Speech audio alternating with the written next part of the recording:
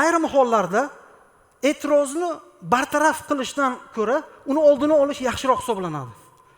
Lekin siz bilishingiz kerak, nima sababdan e'tirozlar paydo bo'ladi. Agar sababini bilsangiz, uni oldini olib qo'yishingiz mumkin. Mijoz tomonidan bo'ladigan e'tirozlar va ularga javoblar degan bir dokument bo'lishi kerak. Yangi mijozlar tomonidan bo'ladigan e'tirozni eshitdingizmi, tezgina uni yozib oling. Unga bir necha xil variant javoblarni tuzing va uni mijozlar bilan o'sha ishlashni qo'llashni boshlang. Odatda ikkita sababga ko'ra mijozlarimiz o'ylab ko'raman deydi. Birinchisi, yo'q men to'g'ri bir ma'lumot bermagan bo'lsam o'ylab ko'raman deydi. Yo'q, narxi ozgina qimmatli qilgan bo'lsa o'ylab ko'raman deydi. Sizda qaysi biri? To'g'ri, sal narxi qimmatli qiladi.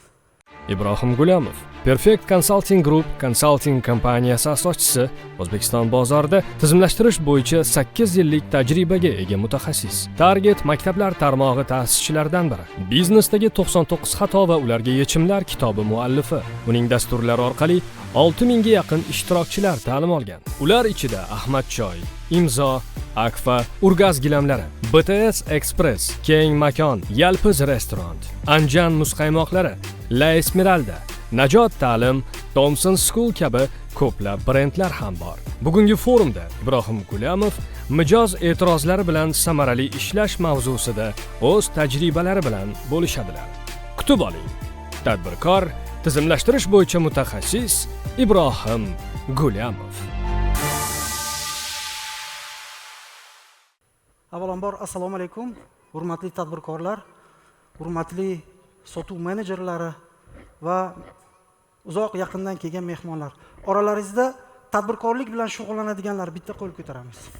Tadbirkorligi bor, o'zi biznesmen qo'l ko'taramiz. Yaxshi. Sotuv bilan shug'ullanadigan, ancha yillardan beri faoliyat yuritib kelayotgan insonlar qo'l ko'taramiz.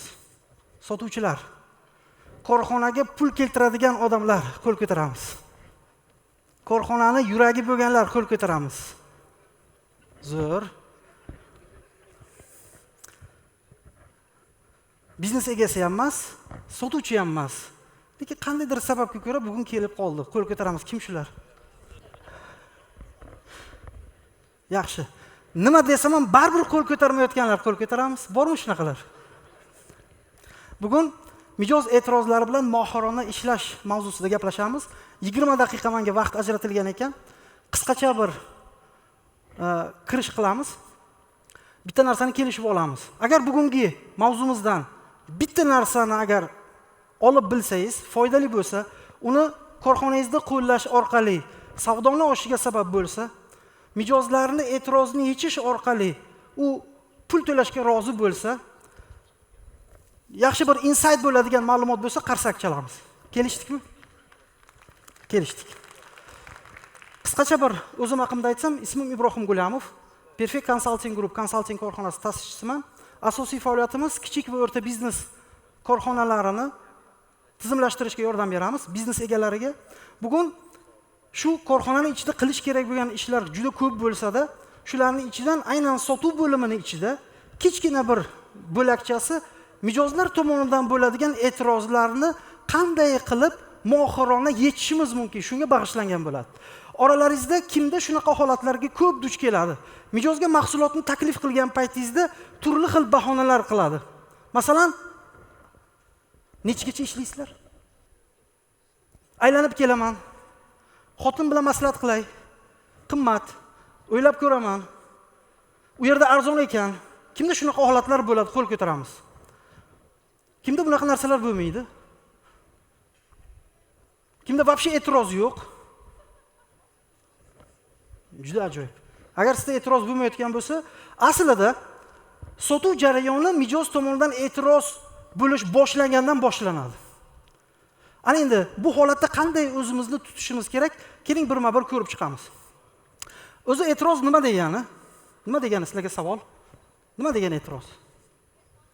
O'sha yerdan fikrlarni bildiramiz. Bahona. Mana eshita olmadingiz. Tovarga ishonchsizlik, молодец. O'zini fikrini bildirish. Xohish yo'q. Ajoyib. O'zi e'tiroz deganda biz nimani tushunamiz? Mijoz mahsulotingiz yoki xizmatingizga nisbatan bildirgan ishonchsizligi yoki noroziligini e'tiroz deymiz. Yo ishonchsizlik, yo shu bilan birgalikda qandaydir norozi. Endi o'zi noroziligi va ishonchsizligini qanday bildiradi? Ya'ni mijoz qanday bildiradi? Yo so'zlari bilan bildiradi, yo harakatlari bilan bildiradi. Masalan, ayrim mijozlar bor, shu noroziligini qimmat deyish bilan, ma'qul emas menga sifati deyish bilan so'z orqali bildirsa, ayrim mijozlar bor, umuman gapirmaydi, prosta chiqib ketadi. Shu paytda sotuvchi bilmaydi, u rozimi shunday yoki norozimi u. Ayrimlar aytadi, narxini nech pul deydi. Narxini aytganingizdan keyin yaxshi ekan deydi. Keyin chiqib ketadi. Shunda u rozi bo'ldimi, olmoqchimi yoki norozimi u? Bila olmaymiz. Bugun ayrim instrumentlar orqali buni bilish yo'llarini ko'rib chiqamiz. Birinchidan, mijoz e'tirozlari turlarga bo'linadi. Masalan, ayrim e'tirozlar bor, biz buni haqiqiy e'tiroz deymiz. Masalan, qimmat deyapti, haqiqatan ham kim bilandir taqqoslagan, bizniki narximiz qimmat. Haqiqatan ham shunaqa bo'ladi. Ayrim e'tirozlar bor, bu yolg'on e'tirozlar deyiladi. Qimmat deyapti, aslida biladiki boshqa joyda arzon, sizni prosta narxingizni tushirmoqchi. Kim ko'rgan shunaqa odamlarni? Nech pul deydi. Narxingizni aytganingizdan keyin, "Ha, bo'pti, men boshqa joyni bir boray" deydi. Sizni nazorat qiladi, ko'radi. Qani nima deydi? O'z narxini tushiradimi yo'qmi? Bo'ldi, keling deydimi yo'qmi? Kim shunaqa narsani ko'rgan, bitta qo'l ko'taramiz. Kim o'zi shunaqa ishlatadi? Bormi oralaringizda narxini tushirish uchun shunaqa texnikani ishlatadiganlar? Yolg'on e'tirozlar deymiz. Yoki masalan, shartli obyektiv e'tirozlar bor. Ya'ni shart qo'yadi. E'tirozi qanaqa bo'ladi? Men deydi, safardaman. Safardan kelsam xarid qilaman. Yoki aytadiki, narxini agar menga mamnaqa qilib bersangizgina olaman deydi. Buni biz shartli obyektiv e'tiroz deymiz. Chunki pulim yo'q deydi. Va oxirgi e'tiroz turi bor. Buni biz yopiq e'tiroz deymiz. Hatto siz bila olmaysiz, u e'tiroz bildiryaptimi yoki e'tiroz bildirmayaptimi? Rozimi, rozi emasmi? Ko'rinishidan narxi nech pul? Falon pul. Eshitdi, yaxshi ekan deydi. Shu bilan bu mijozni ko'rmaysiz. Mana shu e'tirozlar bo'ladi. Keling endi ayrim e'tirozlarni ko'rib chiqaylik. Masalan, eng topovoy e'tirozlardan biri bu qimmat degan e'tiroz. Kim shu e'tirozni ko'p eshitadi? Qo'l ko'taramiz. Juda ko'p. Почти har kuni eshitadi. O'ylab ko'raman. Bu ham o'sha qimmat degan e'tirozni davomchisi, bu ham ko'p eshitiladigan e'tirozlardan hisoblanadi. Telegramda yuborib qo'ying, boshqa joyda arzon, aylanib kelaman, xotinim bilan maslahat qilaman, o'zim qo'ng'iroq qilib qo'yaman, nomeringiz bormanda degan e'tirozlar ham bor. Va buni spiskasini uzunlashtirsak bo'ladi. Endi e'tirozlar o'zi nima sababdan bo'ladi? Ayrim sotuvchilar mijoz tomonidan e'tirozga bee'tibor bo'ladi. Ya'ni mijoz aytki qimmat dedi, unga javob bermaydi, o'zini gapini gapiraveradi. Mijoz yana qaytadi o'sha joyga va javobingizdan qoniqmaydi-da, suhbatni to'xtatishga olib keladi. Shunaqa holat bo'lmasligi uchun aslida sabab nimadan iborat? E'tiroz paydo bo'lishi. Chunki ayrim hollarda e'tirozni bartaraf qilishdan ko'ra uni oldini olish yaxshiroq hisoblanadi. Lekin siz bilishingiz kerak, nima sababdan e'tirozlar paydo bo'ladi. Agar sababini bilsangiz, uni oldini olib qo'yishingiz mumkin. O'sha e'tirozni bermaydi. Masalan, e'tirozlarning paydo bo'lish sabablaridan bir nechtasini ko'rib chiqamiz. Birinchisi, yetarli ma'lumotga ega emas.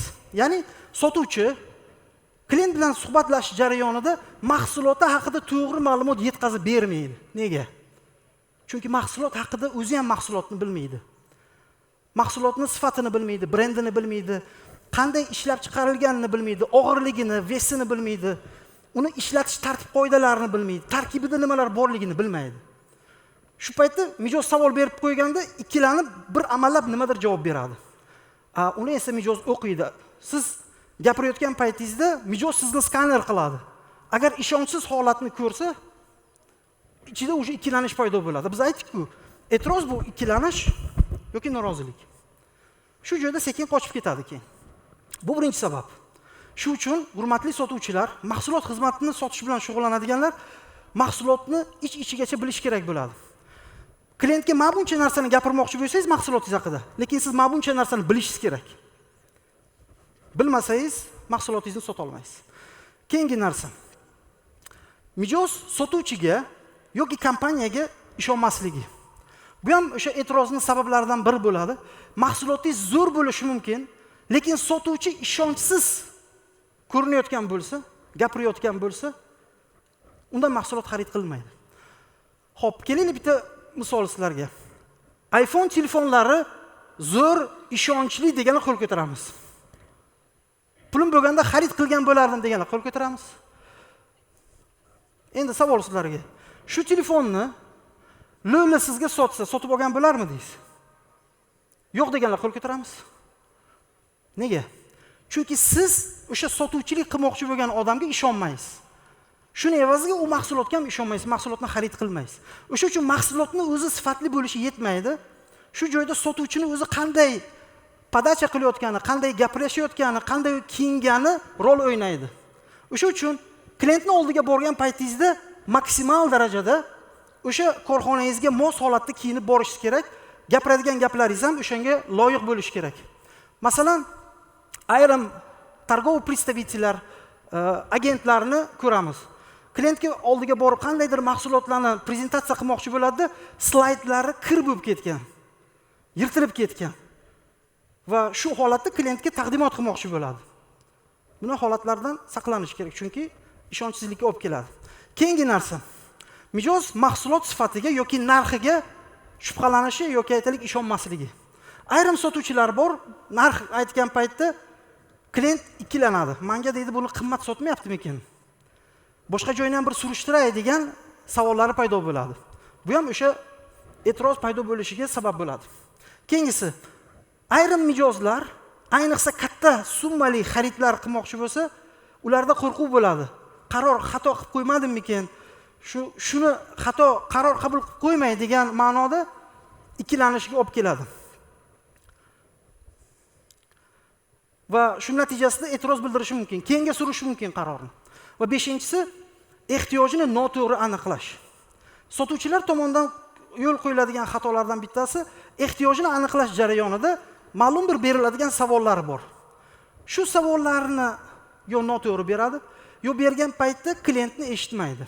U aytadi, "Men bu narsa men uchun muhim, men bu muammolarim bor." O'sha paytda ayrim sotuvchilar e'tibor bermaydi, eshita olmaydi. Shu jarayonda gapirilayotgan paytda aynan uning ehtiyoji bor bo'lgan qismi gapirilmaydi. Shuning natijasida mijoz o'ylaydiki, bu mahsulot menga kerak emas deb o'ylaydi va e'tiroz bildiradi. Keyinga suradi. Shunaqa narsa bo'lmasligi uchun, demak, mana shu 5 ta sabablarni yaxshi bilib olishimiz kerak. Endi e'tirozlar bilan ishlashda qadamlar bor. 3 ta qadam. 1, 2, 3. Birinchi qadam. Mijoz tomonidan e'tiroz bo'ldimi, uni diqqat bilan eshitamiz.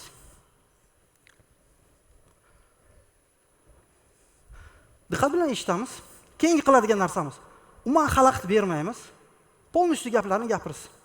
E'tirozlarni gapirsin. Va uni e'tiroziga qiziqish bildiramiz. Ya'ni ayrim sotuvchilar bor, klient e'tiroz berishni boshladimi, "Yo'q, unaqa emas" deb unga qarshilik qiladi, qilmaymiz.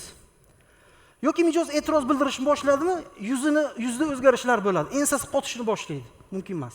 Diqqat bilan polni eshitamiz. Eshitib bo'lgandan keyin, qiziqish bilan eshitganimizdan keyin, ana undan keyin uni e'tirozini qabul qilamiz va shu bilan birgalikda qarshi dalillar keltiramiz. Unaqa emasligini isbotlaymiz. Ya'ni uni gapiga qarshilik qilmaymiz, qo'shilamiz qaysidir bir joyda va kontr argumentlarni keltiramiz. Hozir ko'ramiz, men bir nechta misollar sizlarga tayyorlab qo'ydim. Ketdik. Masalan, eng ko'p uchraydigan e'tirozlardan bu qimmat degan e'tiroz. O'zi qo'shilasizlarmi shu fikrga? Qimmat degan e'tiroz hamma e'tirozlardan ko'p ekanligiga kim qo'shiladi? Bitta qo'l ko'taringlar. Zo'r, rahmat. Kelinglar, shu qimmat degan e'tirozni bir necha xil variant yechimlarini ko'ramiz. Masalan, birinchi variant. Masalan, mijoz mahsulotingizni qimmat dedi. Qanday javob berish mumkin? Variantlar ko'p. Sizlarda men aniq ishonaman, o'zlaringizning metodlaringiz bor, o'zlaringizning o'ylab topgan usullaringiz bor, e'tirozlarni yechishni. Men ham bir nechta xil usullarni sizlar bilan bugun bo'lishmoqchiman. Shulardan birinchisi. Masalan, mijoz qimmat degan e'tirozni bildirdi. Qo'shilaman. Bir qarashda qimmat ko'rinishi mumkin, lekin bu narsani ichiga nimalar kirishini keling sanab chiqamiz. Birinchidan, siz mabuni qo'liga kirityapsiz. Ikkinchidan, mahsulotimizda mabu narsalar qo'shilgan. Garantiyasi 3 yil tashkil qiladi. servisi bor, unisi bor, bunisi bor, sanab beramiz. Bu nima beradi? Mijoz qimmat deyotgan paytda uni miyasida nima bor? Uni miyasida u shunday demoqchiki, san ishontira olmading, shu mahsuloting shu pulga arzishiga demoqchi. Faqat uni sizga turli xil so'zlar bilan aytadi. Demak, biz nima qilishimiz kerak? Shu mahsulotimiz shu pulga arzishini isbotlashimiz uchun, ko'rsatib bera olishimiz uchun bitta metod shu. Shunda biz yana qaytamiz, mahsulotimizni afzalliklari, ustunliklari, kuchli tomonlarini birma-bir eslatamiz. Masalan, ayrim mahsulotlar bor, bir nechta komplektida narsalar bo'lishi mumkin. Mijoz qimmat degan paytda xuddi shu tarzda e'tirozni yechish orqali nimalar buni ichiga kirayotganini yana bir bor eslatamizda va shu bilan birgalikda xohlasangiz nimadirlarni kamaytirishimiz mumkin, narxingiz arzonlashishi mumkin degan ma'noda unga variant berish imkonimiz bor. Ya'ni mijozning holatidan kelib chiqqan holda bir nechta ichiga kiradigan narsalarni ko'rsatish orqali qaysidir bir konfiguratsiyasini kamaytirishimiz mumkinligini ko'rsatishimiz mumkin. Bu ham bitta o'sha e'tirozlar bilan ishlashning bitta variantlardan biri. Variantlar ko'p. Keyingi variantni ko'rib chiqamiz. Masalan, qimmat degan e'tiroz eshitsangiz, quyidagi tarzda javob berish tavsiya qilinadi.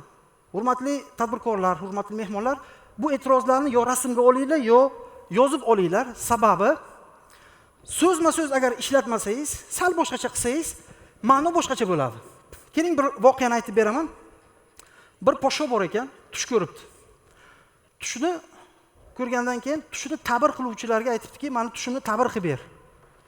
U aytibdiki, "Podsho, tushingiz juda ham bir yomon ekan. Hamma qarindoshlaringiz o'lar ekan, bitta o'zingiz qolar ekansiz." Podsho bu gaplarni eshitgandan keyin, "Voydod, jallod, boshini kesing" debdi. Tush ta'birchini boshi ketibdi. Yana boshqa tush ta'birchilar bor ekan, boshqasiga aytibdi, "Meni tushimni ta'bir qilib ber." U o'ylabdi, bunga nima javob bersam bo'ladi? Bir donishmandning oldiga boribdi, maslahat so'rabdi. Donishmand unga zo'r skript beribdi. Qanday qilib gaplashishni, qanday qilib shu ta'bir qilishni sekretini o'rgatibdi. Keyin podshoga aytibdi. "Podshohim" debdi, "juda ham ajoyib tush ko'ribsiz. Alloh taolo sizga shunday bir barakali umr berar ekanki, siz hammadan ko'ra uzoqroq umr ko'rar ekansiz" degan javobni beribdi. Podsho uni padarka bilan olqishlabdi. Xo'p, qissadan qissa nimani tushundingizlar? Birinchi holat bilan ikkinchi holatda nima farq bor? Nima farq bor birinchi bilan ikkinchida? Qaranglar, birinchi holatda ham hamma o'ladi, bitta o'zing qolasan. Ikkinchi holatda ham hamma o'ladi, bitta o'zi qoladi. Faqat podacha, qanday qilib uni yetkazish muhim rol o'ynaydi. Ikkinchisida shu hikmat bilan, donishmandlik bilan, so'zni to'g'ri tanlash bilan ishlatilgan. O'sha uchun ayrim e'tirozlarga javob berish jarayonida qaysi so'zlarni tanlayotganingizga qarashingiz kerak. Masalan, ayrimlaringiz telefon qilgan paytda ko'tarasizda, "Bezovta qilmadimi" deysiz. Kim shunaqa ishlatadi? "Bezovta qilmadingizmi?" Kim qo'l ko'taramiz? Hali ham ishlatadiganlar bormi? "Bezovta qilmadingizmi?" "Qilmadimmi?" "Bezovta qilmadimmi" deydi. Qaranglar, endi tasavvur qiling, menga hozir telefon qilyapsiz-da, "Bezovta qilmadimmi?" Meni miyamda o'ng ostimga "Bezovta qilmadimmi" deganda, "Men sizni bezovta qilsam maylimi" degani. Kim rozi bo'ladi? Men sizlarni hozir ozgina bezovta qilaman. Bormi rozi bo'ladiganlar bezovtaga? Yo'q, ha? O'sha uchun so'zlarni tanlashda qaraymiz, qaysi so'zlarni tanlayapmiz. Keling, ikkinchi e'tirozni ko'rib chiqamiz. Qimmat degan e'tirozni eshitgan paytimizda, men sizni to'g'ri tushundimmi? Umuman olganda, mahsulotimiz sizga ma'qul. Faqat siz bilan agar narxini kelisha olsak, siz xarid qilmoqchisiz, to'g'rimi? Bu savol bizga nima beradi?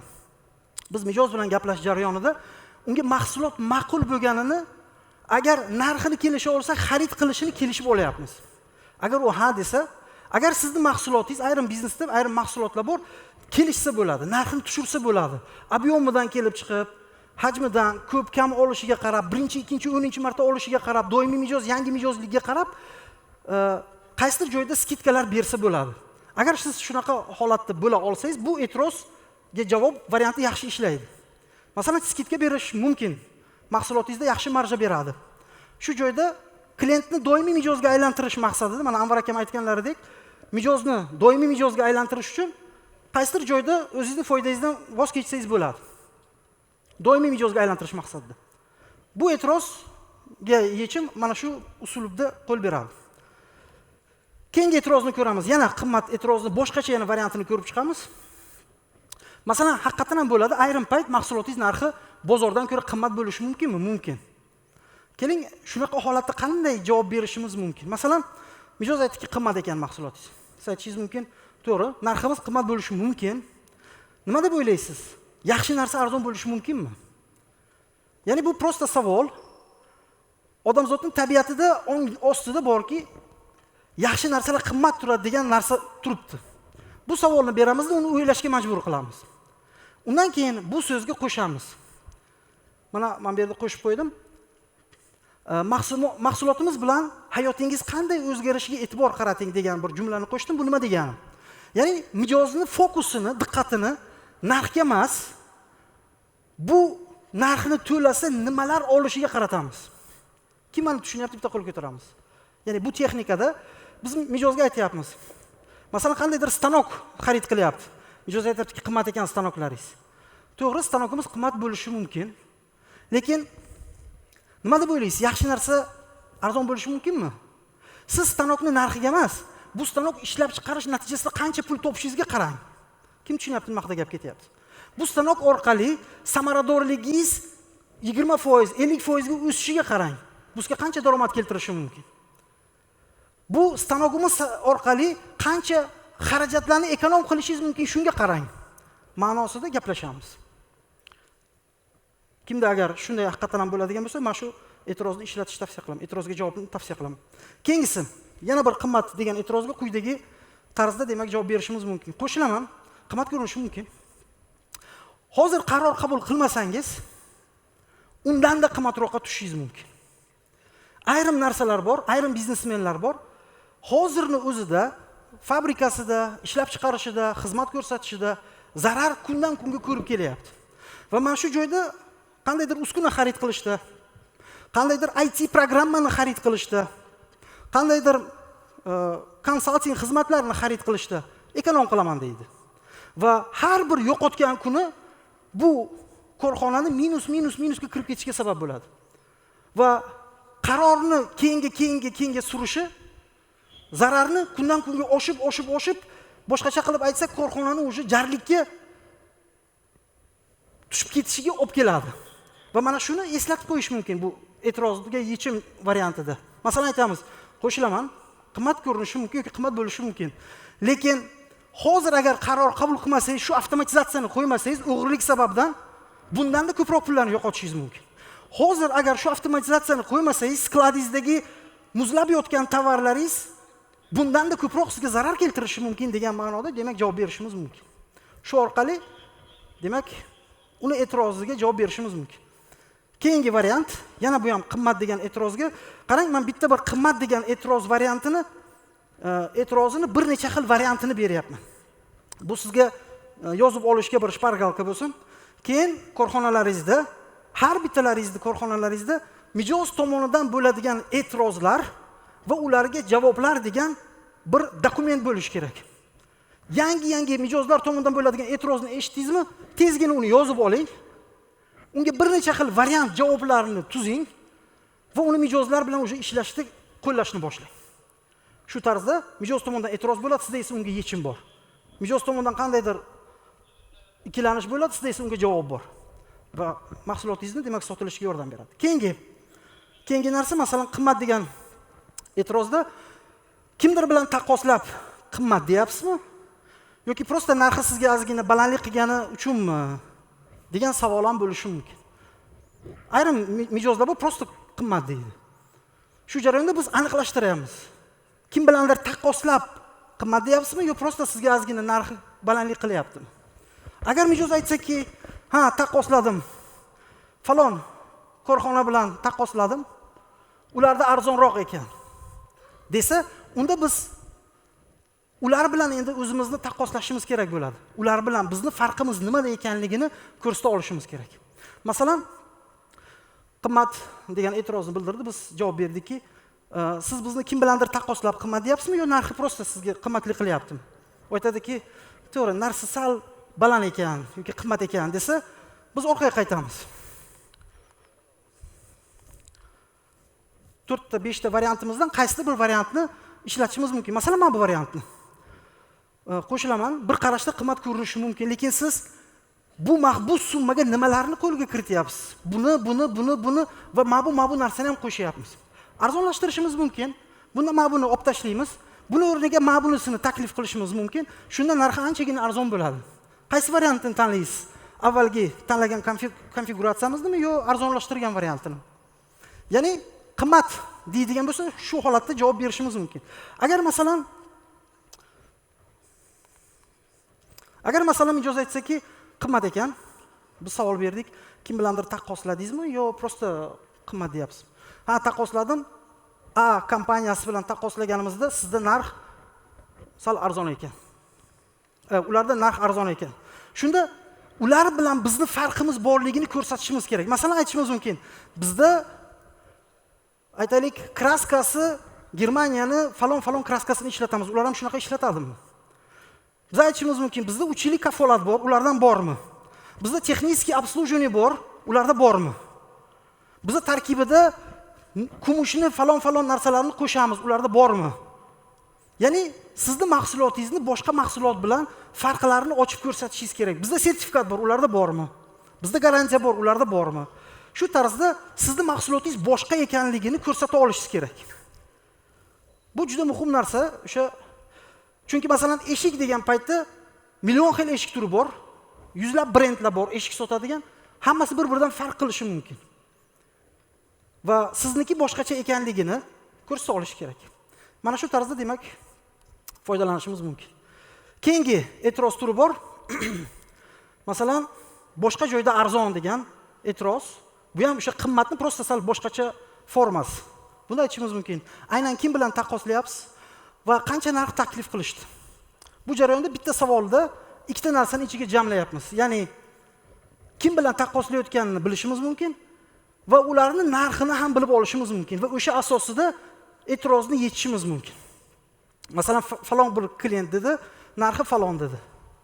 Va o'shanga qarab, demak, biz ularniki bilan mahsulotimizni taqqoslaganda farqlarni ko'rsatamiz. Ayblamaymiz, yomonlamaymiz biron bir konkurentni, yomon narsa gapirmaymiz.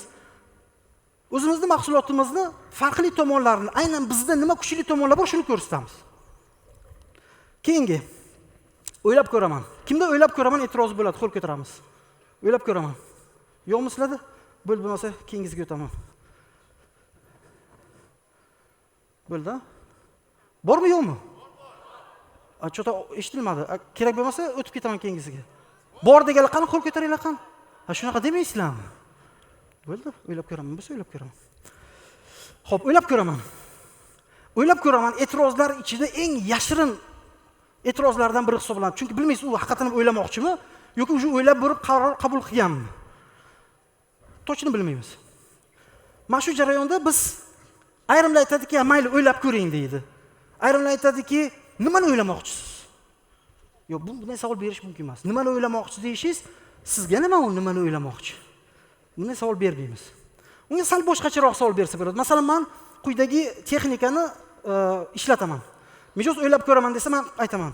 Qarang deyman. Shavkat aka, odatda ikkita sababga ko'ra mijozlarimiz o'ylab ko'raman deydi. Birinchisi, yo'q, men to'g'ri bir ma'lumot bermagan bo'lsam o'ylab ko'raman deydi. Yo'q, narxi ozgina qimmatli qilgan bo'lsa o'ylab ko'raman deydi. Sizda qaysi biri? To'g'ri aytasiz, narxi qimmatli qiladi. Shartga orqaga qaytamiz. Qimmatlik. To'g'ri tushundimmi? Umuman olganda narxlarimiz, umuman olganda mahsulotimizga ma'qul. Faqat narxlarni agar kelishsak xarid qilmoqchimiz, to'g'rimi? To'g'ri. Dalish keyin ko'rsatamiz. Chegirma bera olsak, chegirma beramiz. Boshqa konfiguratsiyani taklif qilishimiz mumkin bo'lsa, demak taklif qilamiz. Oxirgi o'ylab ko'ramizning yana bitta bir turi bor. Buni ham yozib olinglar o'zlaringizga. O'ylab ko'raman deganda quyidagicha javob berish tavsiya qilinadi. Shavkat aka, qarang, umuman olganda mahsulotimiz, narxlarimiz sizga ma'qul keldimi? Yoki qandaydir qoniqmaslik bormi? Bu savol mijozning ichidagi narsasini gapirishiga olib keladi. Uni bilish muhim. Aytadi, ha deydi, sal narxi deydi, yo sifat deydi, yo nimadir deydi. Sizda esa u variantlarga o'sha javob oldindan tayyor bo'lish kerak. Va o'sha e'tirozlarga javoblaringizni ishlatishingiz mumkin bo'ladi. Slaydimiz o'z nihoyasiga yetdi. Bir kitob yozgan edim. Biznesdagi 99 ta xato va ularga yechimlar deb nomlanadi. Kimga qiziq bo'ladigan bo'lsa, registratsiya qilishingiz mumkin. Sizni O'zbekistonning qaysi hududidan bo'lishingizdan qat'iy nazar, uyingizgacha dostavka qilib beramiz. E'tiborlaringiz uchun rahmat. Mijozlarning e'tirozlari bilan mohirona ishlarlar va hammalaringizga muvaffaqiyatli, barakali savdo. Salomat bo'linglar. Rahmat.